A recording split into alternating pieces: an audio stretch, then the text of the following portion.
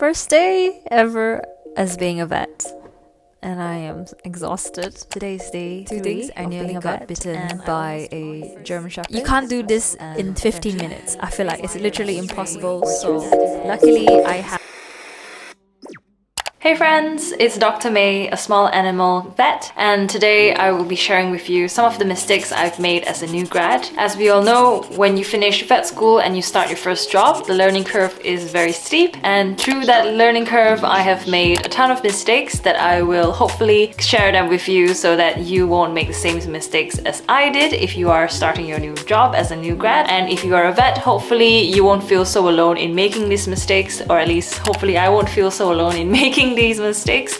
So let's begin. I'll branch them into sort of 3 themes. The first one is centered around communication. So like my clinical mentor says, communication is the cause of lots of our problems and also the solution to a lot of our problems. So I would say the key advice from this whole video, if there's nothing that you take away, please take away this part, which is always have a backup plan and manage your client's expectations. When you have your client in with your patient and you go about examining the animal, coming up with differentials, thinking about what to do next. That's all great, and vet school has prepared us so well to learn all these symptoms, tests, diagnosis, problem solving, which is great. But what they don't tell you is that you should always have a backup plan if the first test or the first treatment trial does not work out.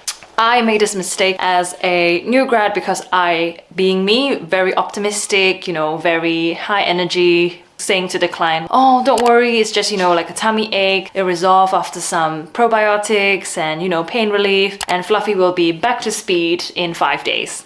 And was Fluffy back to normal in 5 days?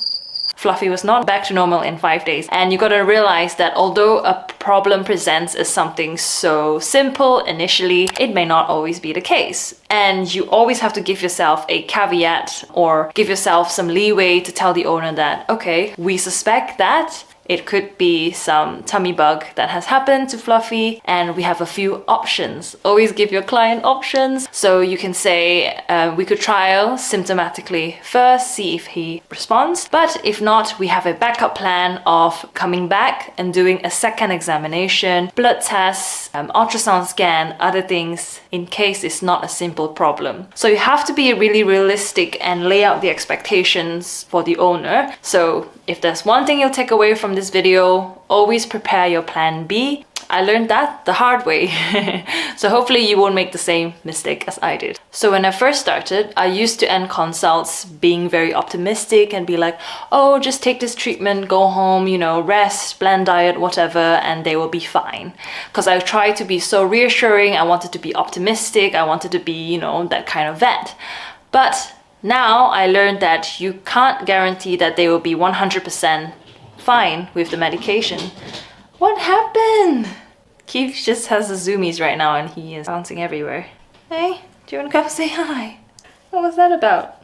So I was just telling, where was I? So how I end consults now is saying, okay, so we've both agreed on this plan of starting on symptomatic treatment to start with. However, if it does not improve, we will come back for a second checkup and consider a blood test or extra diagnostic tests. I always say that now, and I always write it in my notes so that everyone's on the same page. Second thing is, when communicating lab results, reports to owners, I would always give myself a little bit more time and never ever say or promise that you will report the result on a specific time, on a specific day. Because chances are you may have some emergencies come into clinic, or you may be running behind, things like these that you cannot control. So I try to give myself a bit more time and say, okay, the results should be back within 3 to 5 days, a week. Give yourself some leeway so that if the results come earlier and you call them, they'll be very happy because it's unexpected. So lower the expectations of your client so that you exceed them when you can. The other thing about communication is having conversations about money. Now, vet school does not prepare us for this at all because they focus on clinical work and clinical education, which is fair. But when you are in the consult room with the client and you have to explain how much things cost, you have to try not to be too emotional about it, because for a lot of people, money is very emotional. Okay, and things cost money. So as harsh as this sounds, every time you want to give best clinical practice, gold standard treatment to your patient, not every time your client can afford it. So you have to tailor your plan according to what the client is willing to or can afford, which is fair. And you have to be neutral about how much things cost, because you can't control how much things cost if you're a new grad vet. Unless you're the practice owner, practice manager, sure. But if you're a new graduate vet, you have set things to follow, and you just have to deliver them the news so that they have a realistic expectation of how much things cost. And also you want to avoid giving the treatment and then suddenly they turn around and are not able to afford, which is not fair for anyone. So conversations about money is a skill to practice, and I'm still trying to learn how to navigate it, because at the end of the day, I know we all just want to be the vet that delivers the care. We don't want to talk about money at all, but that is the reality of the job. And lastly, the last part about communication that I learned is with every client,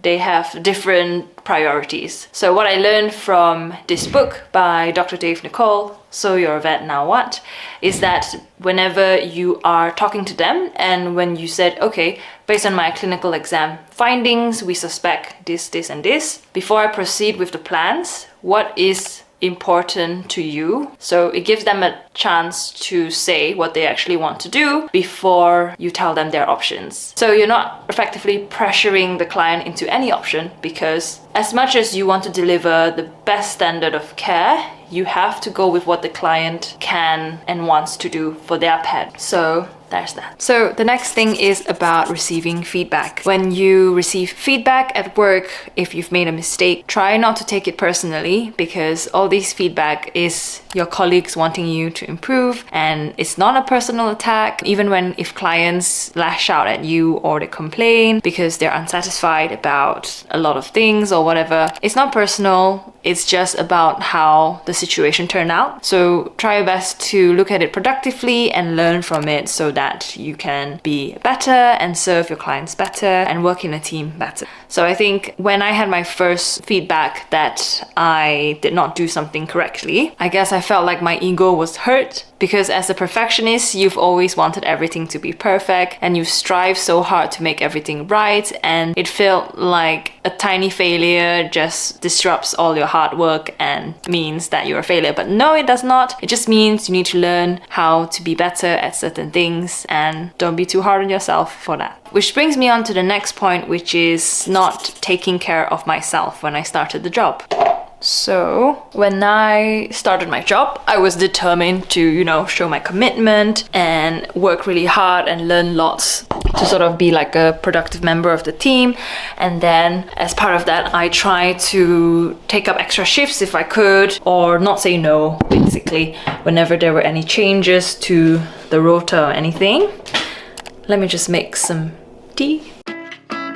I was so afraid of taking a day off when I started, because in my mind, a day off is only if you have some kind of emergency appointment to attend to, and this kind of weird idea in my head that unless you're like really, really sick, you shouldn't really take a day off. So I ended up falling really, really ill. I was COVID negative, but I had this really bad cold and I had really bad stomach cramps, diarrhea. I just remember myself operating in a theater and I was like sweating through all my gown, and it wasn't a good vibe at all. And then after that, I had to take sick leave because of it.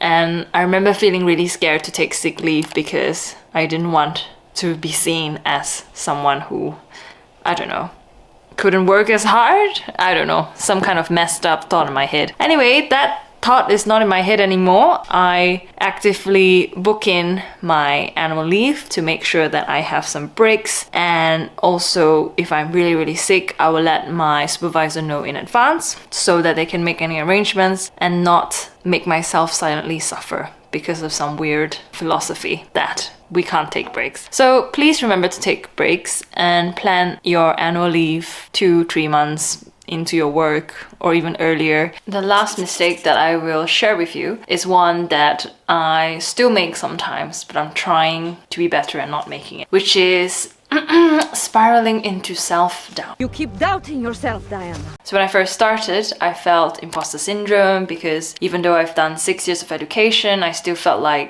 new job, so you're not sure what you're doing, and I would always double check with my colleague. When you first start out, definitely double check with your colleague. That's always great, and that's what they're there for. My colleagues were very supportive and they were very fine to discuss clinical cases and things, which is great. But then I would tend to compare myself to them. I know, crazy, isn't it? They've been in work for like 4 or 5 years and I just started out my first month, and I would used to feel very useless, being like, oh, why can't I calculate the drug dose so quickly as they did? Like, why am I needing to take time to refer to the formulary and everything? And it's just crazy why my mind goes to that place. But actually coming back and realize that, look, you're just starting out, and if you compare yourself now to yourself, not other people, but to yourself a few months ago, you'll be really surprised at how much you've learned and how far you've grown. I failed like 5 times before I could put a catheter into this cat, so yeah, new grad things, am I right? Got to do the cat spay. Everything was going alright. I just felt very like cat-handed and cat-handed. I wasn't very familiar with manipulating suture material and holding the instruments, and I kept getting a bit frustrated and I was feeling bad because... And also embracing failure and try not to let failure stop you from trying again, because everyone will make mistakes. The more you do a skill and the more you practice a skill, the more confident you get. So I used to be, and still am sometimes, a bit scared of dog spays. And like the saying, see one, do one, teach one, I scrubbed in with my colleagues at first because I have never done a successful dog spay operation at vet school. So if you are in a position like me and because of COVID, clinical, EMS and things didn't work out and you have sort of zero surgical skills, that is fine. I started out with 0 as well, and my colleagues were very happy to teach me to do it. And then eventually I got to do one on my own with them supervising. And then I eventually got to do one on my own without any supervision. And then I got to teach a final year vet student how to do one. And after the whole thing, she said she's really grateful that I let her do the stuff, and I felt really great because this is mentorship, and I've always wanted to give back to vet students because being a vet student myself, I understand how intimidating things can be when you're on clinical practice. So I was really proud that I could help deliver that experience for her. And it also boosted my confidence because I never thought that I would be in a position to actually teach someone to do the dog spay. The other thing I learned through my therapy sessions is that we should have more self-compassion, basically.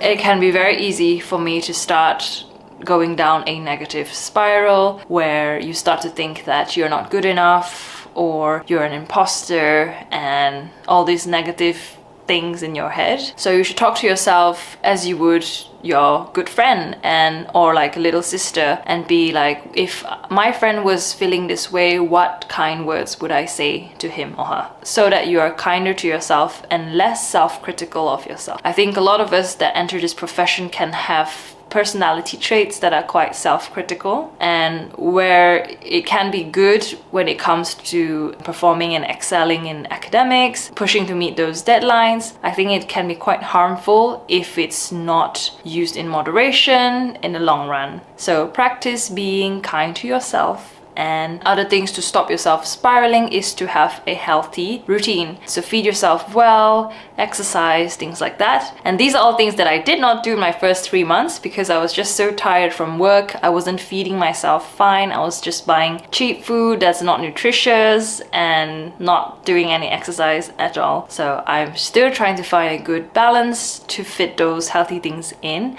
And I do notice by keeping a journal and tracking down your mood, thoughts, things, reflections that happen throughout the day, I do find that the moment I don't meet those healthy rules, that week I will find it more difficult to be at work because I would have sort of a more negative headspace. They're very basic things, you know, who would have thought? Sleeping well, eating well, doing exercise, going to therapy, all these basic things can help you take better care of your mental health. It is hard work and it takes effort, but it is worth it. So those are some of the mistakes and lessons I've learned a few months into being a new grad. Hopefully you find something insightful, and if this video was useful to you, you might want to check out this video where I talk about how being a vet has affected my mental health, or check out one of the other videos on my playlist. Thank you very much for watching and thank you for being here. Take care and see you in the next video.